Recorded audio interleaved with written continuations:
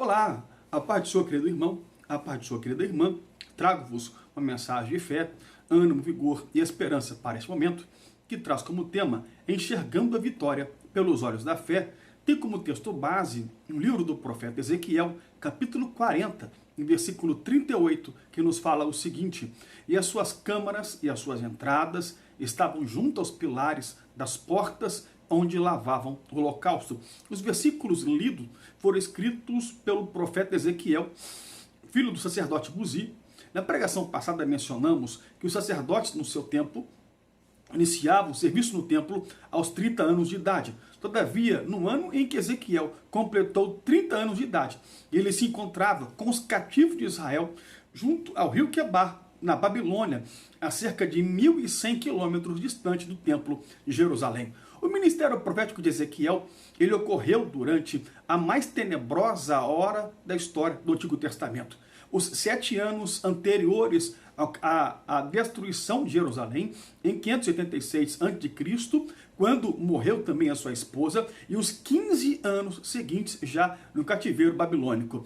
Por causa da desobediência de Israel, povo de coração obstinado, duro de serviço, e sua famosa e famigerada idolatria, patrocinada por maus reis, dentre eles o rei Manassés, que decretou o culto a Baal como religião oficial de Israel, é que a nação de Judá sofreu seu declínio e fora levada cativa para a Babilônia. Deus permitiu fossem levados cativos para a Babilônia, cativeiro esse que durou 70 anos no total, ou seja, 50 anos, melhor dizendo, sob o Império Babilônico e 20 anos sob o Império Medo-Persa, até serem libertados ao tempo de Esdras e Neemias. O contexto nos revela que Ezequiel teve uma visão, e visão esta que começa no capítulo 40 e termina no final do livro de Ezequiel, capítulo 48. E a visão que Ezequiel tem é com o primeiro templo, construído sobre o reinado de Salomão. Magnífico templo, diga-se de passagem, que tinha 31 metros de comprimento, vezes 10,6 metros de largura e 15,54 metros de altura. Havia no templo ainda 2 querubins revestidos de ouro que tocavam o teto e ambas as paredes com as suas asas. No templo magnífico, formoso, que foi considerado como uma das 7 maravilhas do mundo antigo, o templo de Salomão. Todavia, o declínio espiritual do povo fez com que Nabucodonosor invadisse Jerusalém e destruísse o templo magnífico de Salomão.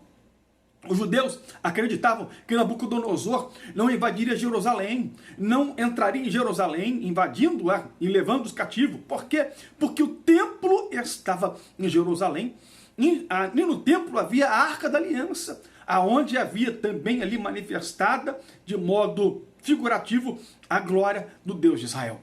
Todavia, a glória de Deus já havia deixado o templo há algum tempo, ainda que a Arca da Aliança estivesse no templo, mas a glória de Deus havia deixado o templo, porque a glória de Deus não coaduna, a glória de Deus não se mistura com, aleluia, com o pecado e com a imoralidade, nem tampouco com a idolatria.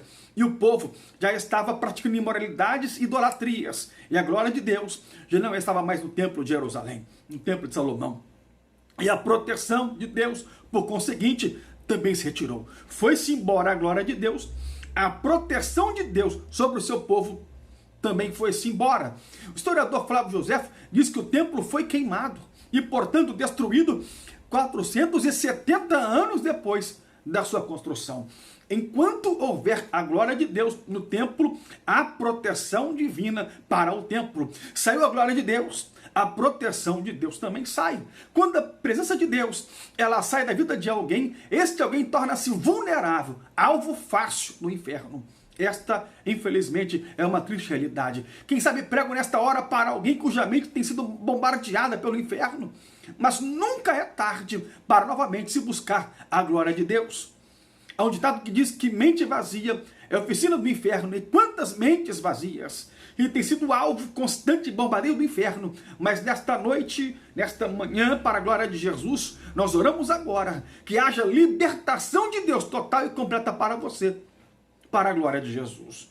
Mas o que me chamou a atenção no versículo tema, no versículo lido, é que ao tempo da visão que teve Ezequiel Dos capítulos 40 a 48 do seu livro, o templo já se encontrava totalmente destruído.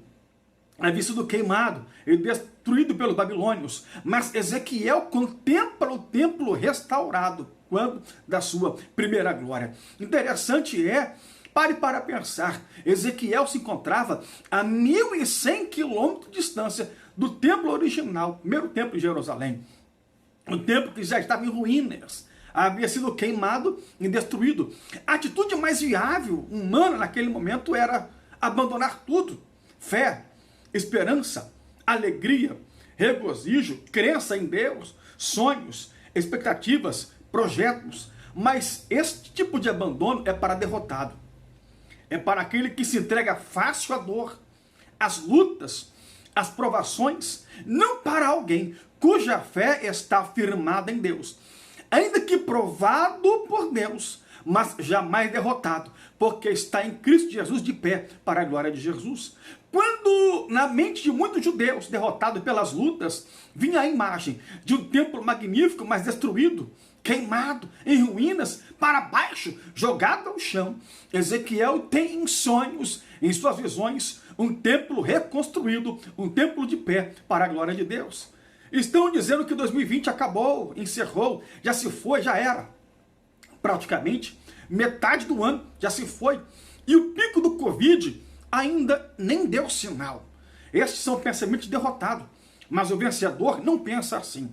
O vencedor não está preocupado com picos de Covid, mas antes está preocupado e fundamenta a sua fé em picos altíssimos de confiança e fé em nosso Senhor e Salvador em Cristo, e com fé em Deus. Ele espera e aguarda no Deus que lhe fez a promessa, sabendo que quem lhe fez a promessa é fiel para cumprir a promessa em nossa vida.